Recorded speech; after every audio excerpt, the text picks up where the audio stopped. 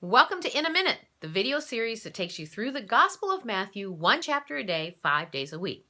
I'm Robin Heiskell, and I'm glad you've joined us. Today, we are in Matthew chapter 25.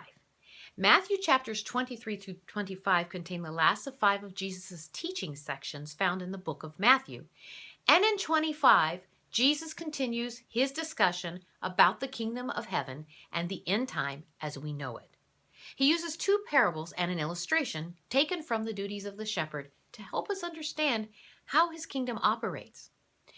The first parable is about a wedding, and it helps us to understand a little bit about weddings in ancient Israel.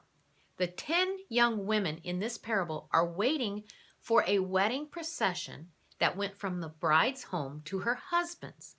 This took place at night, and since there was no electricity back then, oil lamps were needed to light the way. This parable speaks of the need for wisdom and preparedness, the kind that only comes from the Word of God. The lack of oil speaks of not being prepared for Christ's return at his second coming. This wisdom and preparedness is an individual thing. It cannot be borrowed from someone else. The next parable shows us the need for faithfulness in using what God gives us. At the time of Christ, a denarius was a day's wages for the average working man. A talent equaled about 6,000 denarii. So we are talking about large sums of money in this parable. Now note that the reward was the same based on faithfulness, not the size of responsibility.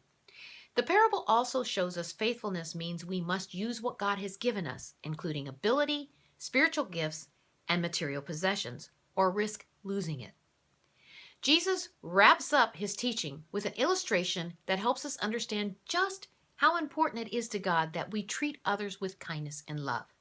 It is a reflection of the kindness and love God extends to us.